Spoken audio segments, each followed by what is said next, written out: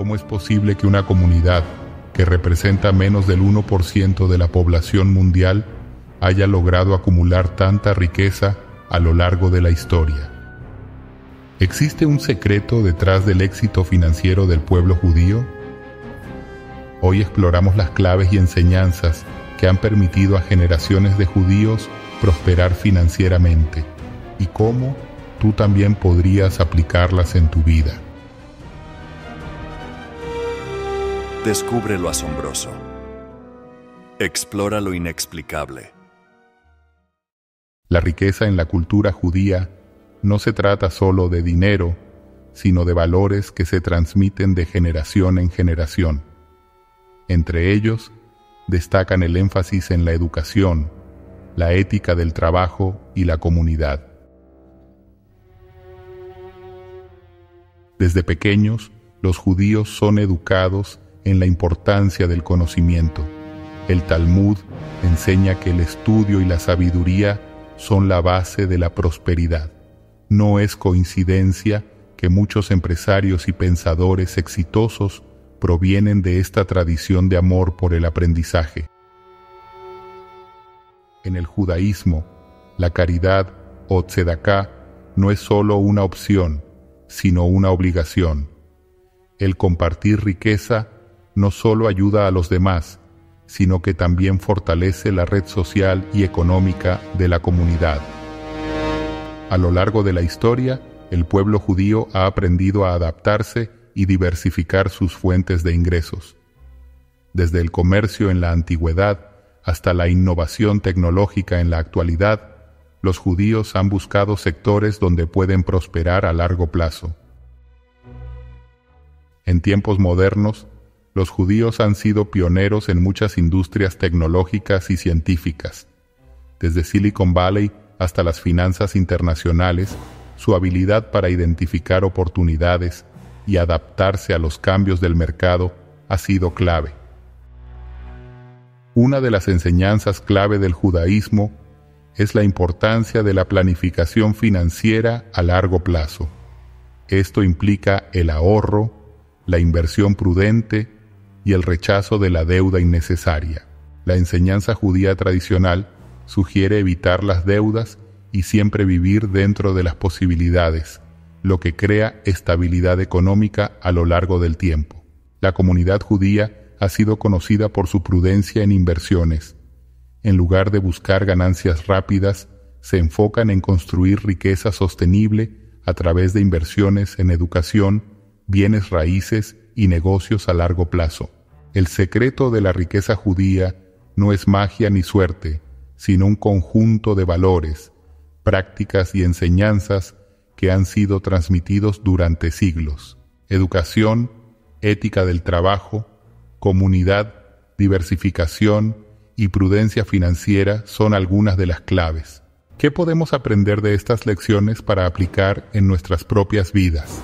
La riqueza no es solo dinero, sino también la sabiduría de cómo administrarlo. A continuación, les dejaré un podcast que les ayudará a extraer conocimientos sobre la riqueza judía y cómo aplicarlos a nuestras vidas.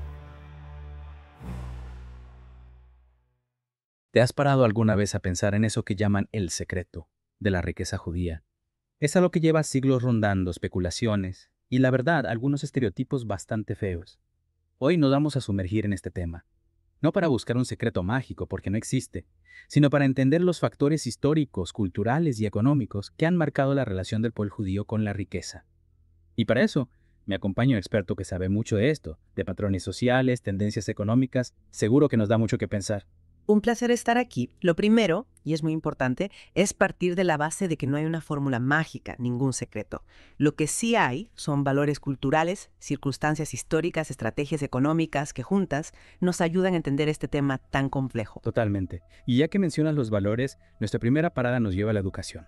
En los materiales que hemos estado viendo se habla del Talmud, donde la importancia del conocimiento y la sabiduría es enorme. ¿Dirías que esta es una pieza fundamental? Sin duda. El énfasis en la educación dentro de la tradición judía es esencial para comprender su desarrollo económico. Hay que recordar que a lo largo de la historia, Las comunidades judías enfrentaron a muchas restricciones en muchas sociedades. Muchas veces no podían acceder a la propiedad de la tierra, a ciertas profesiones. Claro. Entonces, ante esas limitaciones, buscar el conocimiento, desarrollar habilidades especiales, eso se convirtió en una herramienta poderosa para progresar, para la movilidad social y económica. O sea que ante la adversidad, a la inversión en el intelecto como estrategia.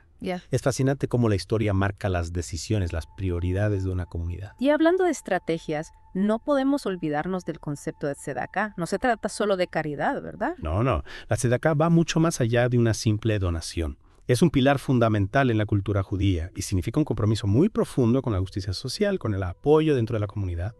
No se trata solo de dar dinero, sino de fortalecer los lazos, de estar ahí cuando hace falta. Es decir, que este principio de compartir la riqueza no solo tiene un impacto social, sino que también podría haber ayudado a la resistencia económica de las comunidades judías. Es como una red de seguridad. Exacto. Imaginemos la Gran Depresión, por ejemplo. Las comunidades judías en Estados Unidos, como muchas otras, lo pasaron mal. Sin embargo, aquellas con fuertes redes de tzedakah, con sistemas de préstamos, de apoyo mutuo, se recuperaron mejor. Sí.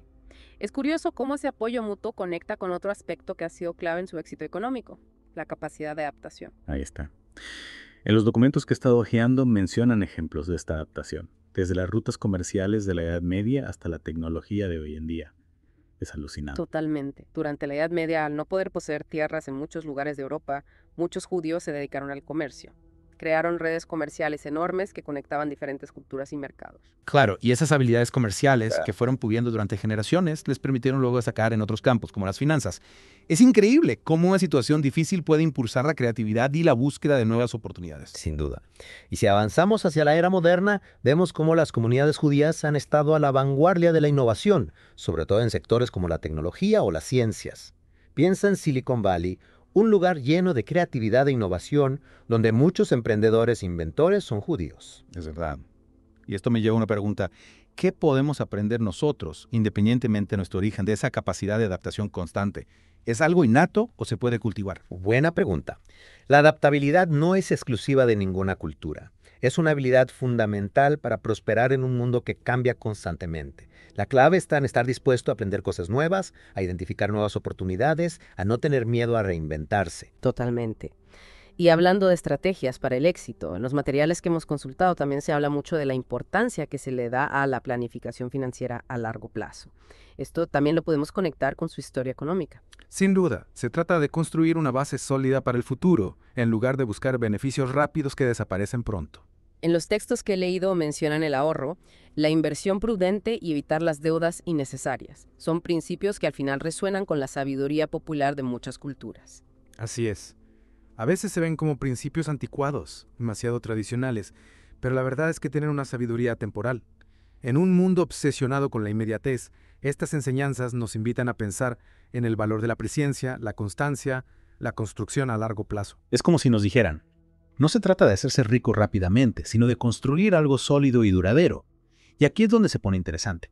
¿Cómo podemos integrar esa visión a largo plazo, basada en principios tradicionales, con la realidad económica actual, tan digitalizada, tan acelerada? ¿Cómo encajan esas ideas en el mundo de las criptomonedas, de las startups que aparecen y desaparecen a la velocidad de la luz? Es un reto, la verdad, no te voy a decir que no. Pero más que copiar fórmulas antiguas, se trata de entender su esencia y adaptarlas al mundo actual. Me gusta eso. No se trata de rechazar lo nuevo, sino de encontrar un equilibrio entre la sabiduría de siempre y las oportunidades de ahora. Exacto.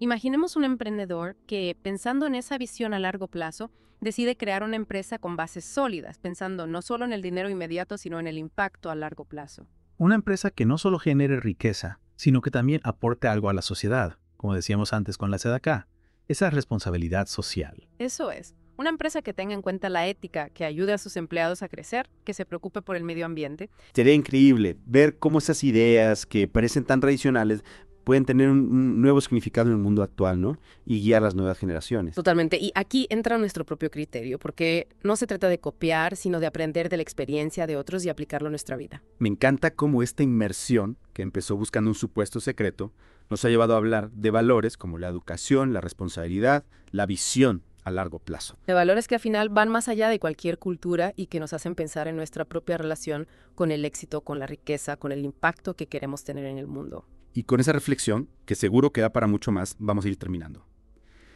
Pero antes de despedirnos, me gustaría dejarte a ti, que nos escuchas, una pregunta. ¿Cuál de los principios que hemos visto hoy te ha llamado más la atención? ¿Y cómo podrías aplicarlo en tu día a día, sin importar cuáles sean tus objetivos o de dónde vengas? Hasta la próxima.